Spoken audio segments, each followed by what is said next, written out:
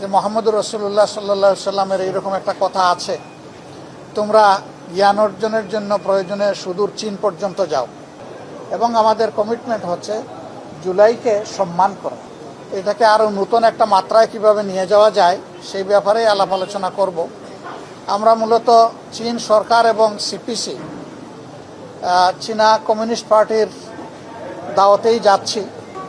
আপনারা ইতিমধ্যেই জানেন যে বাংলাদেশ জামাতে ইসলামীর একটি টিম আজকে চীন সফরের উদ্দেশ্যে রওনা করবে। আমাদেরকে এয়ারপোর্টে বিদায় জানাতে এসেছেন চীনের মান্যবর রাষ্ট্রদূত, তিনি এখানে আমাদের সাথে উপস্থিত আছেন। আমরা এই সফরে বাংলাদেশ এবং চীনের মধ্যে বন্ধুত্বপূর্ণ যে সম্পর্ক আছে এটাকে আরও নতুন একটা মাত্রায় কিভাবে নিয়ে যাওয়া যায় সেই ব্যাপারে আলাপ আলোচনা করব। আমরা মূলত চীন সরকার এবং সিপিসি চীনা কমিউনিস্ট পার্টির দাওয়াতেই যাচ্ছি। আমরা সেখানে আগামীকাল থেকে 15 তারিখ পর্যন্ত অবস্থান করব। 15 তারিখ রাত্রে আমরা আবার বাংলাদেশের উদ্দেশ্যে রওনা করব ইনশাআল্লাহ। আমাদের এই অভিযাত্রায় আমরা 8 জন একসাথে আছি। আমাকে আপনারা সবাই চিনেন। এছাড়াও আমার আরও 7 জন সঙ্গী ইনশাআল্লাহ যাচ্ছেন, আমরা একসাথেই যাচ্ছি। আপনারা দোয়া করবেন দেশ এবং জাতির স্বার্থে আমাদের এই সফর যেন সফল হয় এবং কল্যাণ বয়ে আনে।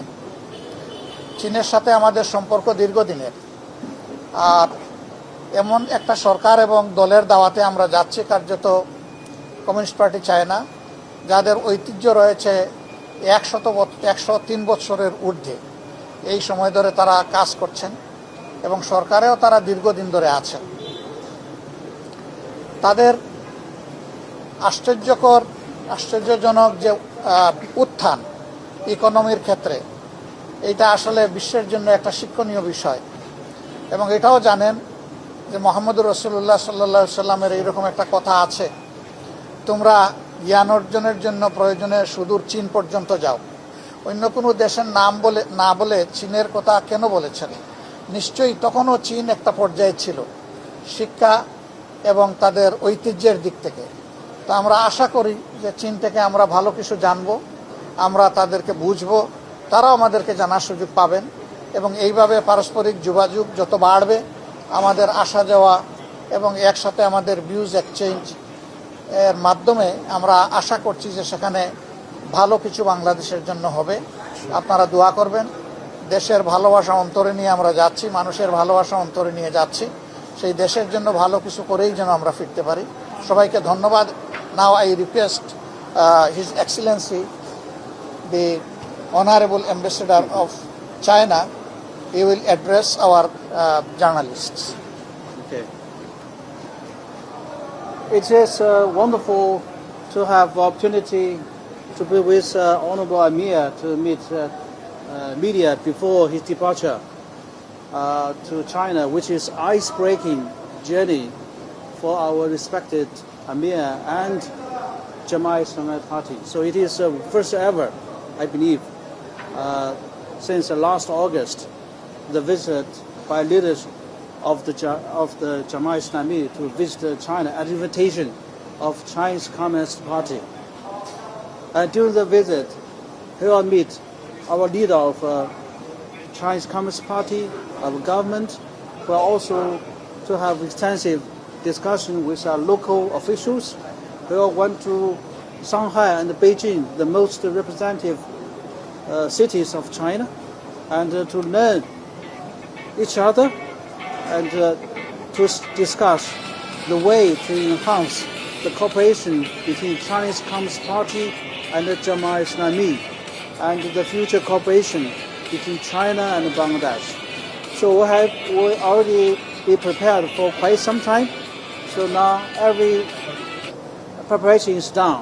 So we are very much looking forward a very successful, very productive visit by Honorable Amir of the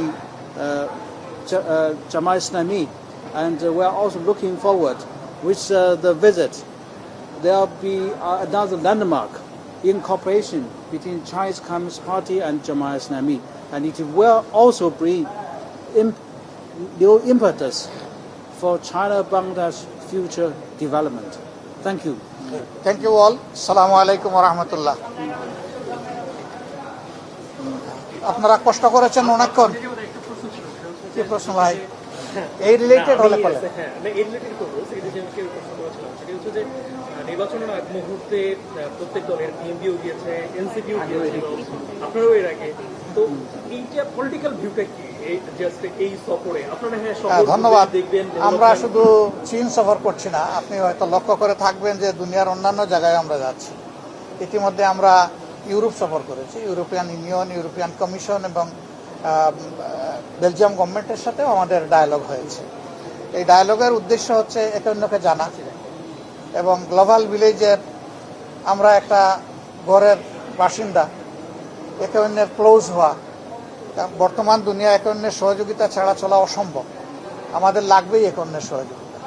তো আমাদের মূল উদ্দেশ্য হচ্ছে দেশের বুকে একটা ফেয়ার ডেমোক্রেটিক অ্যাটমসফিয়ার যাতে এনশিওর করা যায় এবং একটা গুড গভর্নেন্স আগামীতে যাতে হয়। আর জামাতে ইসলামের কিছু কমিটমেন্ট আছে জাতির কাছে, যেমন আমাদের কমিটমেন্ট হলো দুর্নীতিমুক্ত প্রশাসন এবং সরকার, আমাদের কমিটমেন্ট হলো ন্যায় বিচার প্রতিষ্ঠা করা সামাজিক সর্বক্ষেত্রে সকলের জন্য, আমাদের কমিটমেন্ট হচ্ছে একটা মানবিক সমাজ গড়ে তোলা এবং আমাদের কমিটমেন্ট হচ্ছে জুলাইকে সম্মান করা। এই জুলাইয়ে যারা আহত নিহত হয়েছেন, গত 15.5 বছর যারা নির্যাতনের শিকার হয়েছেন, এই বিষয়গুলোকে ওন করে সামনে এগিয়ে যাওয়া। তা আমাদের এই এক্সক্লুসিভ যে এজেন্ডাগুলো আছে সেগুলো নিয়েও আমরা দেশে বিদেশে কথা বলি। ধন্যবাদ আপনাকে। আসসালামু আলাইকুম।